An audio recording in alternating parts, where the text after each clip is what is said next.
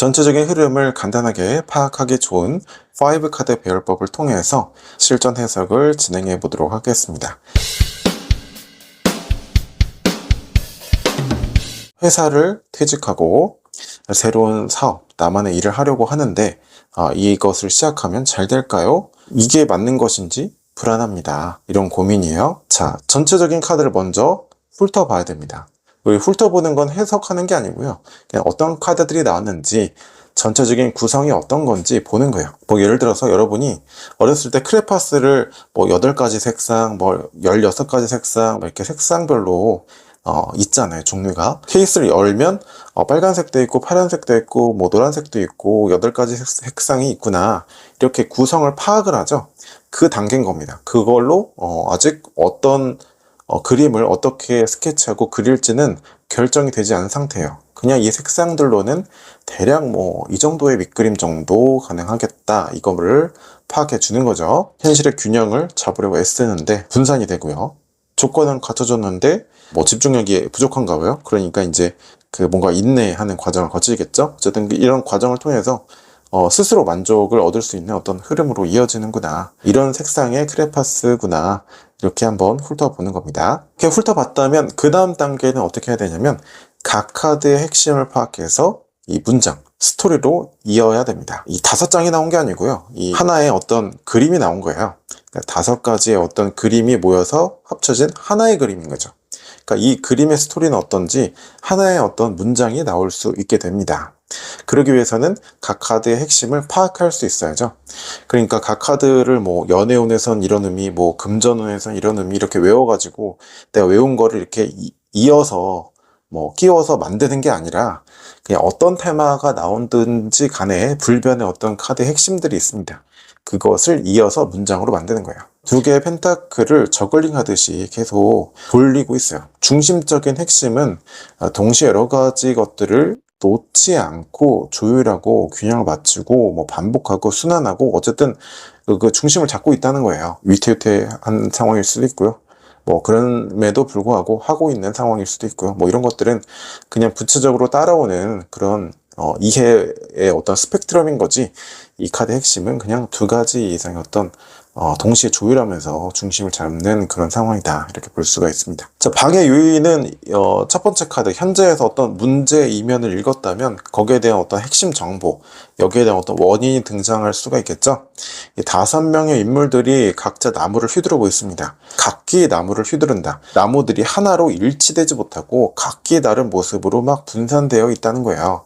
즉, 왜 내가 어느 것에 집중하지 못하고 계속 조율을 하게 되냐면, 어떻게 해야 할지 정하지 못하고 동시에 여러 가지들을 충돌하거나 분산되거나 그러기 때문에 이런 상황이 펼쳐지고 있다, 이런 맥락으로 읽을 수가 있죠. 반면 이 외부 상황을 보니까 책상 위에 모든 도구들이 갖추어져 있어요. 즉 이제 환경적으로는 실행 가능한 조건이 이미 갖춰져 있다는 의미가 되겠죠. 즉 에너지가 분산되고 집중하지 못해서 일단 조율하고 있는 상황이 계속 반복되는데, 반면에 환경적으로는 되게 좋은 조건이 맞춰져 있다는 거예요. 그런데 이 환경을 지금 잘 활용하지 못하고 있다, 이렇게 볼 수가 있겠죠. 자, 힘 카드가 나왔어요. 여긴 조언의 카드인데, 조언은 뭐예요? 내면의 통제력을 키우라는 거예요. 즉 이 카드를 보고 알 수 있는 사실은 여기저기 신경 쓸 거에 끌려다니다 보니까 집중이 안 되고 있는 상황이구나, 그래서 현재 환경을 잘 활용하지 못하고 있는 상황이구나, 이 카드 하나로 앞선 카드의 맥락을 이제 이해가 되죠. 왜 그러고 있는지. 자, 이렇게 이해가 될 수 있는 거는 지금까지 스토리텔링을 했기 때문이에요. 내가 외운 걸 끼워 맞추고 있는 게 아니라 계속 이야기를 읽어나가고 있기 때문에 그 다음 장 이야기를 보면 앞서 이야기가 그래서 그런 거구나, 이렇게 이해가 되는 거죠. 자, 결과적인 카드는 이제 컵 9번입니다. 이제 스스로 내 자기만족, 내가 애쓴 만큼 어떤 보람을 느끼고 어쨌든 감정적으로 만족할 수 있는 상황이 펼쳐진다 정도, 이렇게 볼 수가 있겠죠. 자, 그러면 지금까지 이 이야기를 한 문장으로 요약해보면 어떤 스토리텔링을 만들 수 있을까요? 환경적인 조건은 이미 충분히 갖춰져 있는데 에너지에 집중이 되지 않고 있기 때문에 현재 어느 것에 집중하지 못하고 계속 조율, 반복하는 상황이 지속되고 있다. 그런 외부적인 요소들에 끌려가지 말고 내적인 중심을 가지고 그 과정을 인내해서 통과하면 내가 세운 어떤 그 기준에 충분히 만족할 수 있는 상황이 펼쳐질 수 있다. 만족스러운 어떤 감정을 느낄 수 있다. 이렇게 하나의 문장을 요약할 수 있겠죠. 자, 그러면 질문이 퇴직하고 새로운 일, 나만의 일을 하면 잘 될까요? 이 길이 맞는 건가요? 이렇게 물어봤잖아요.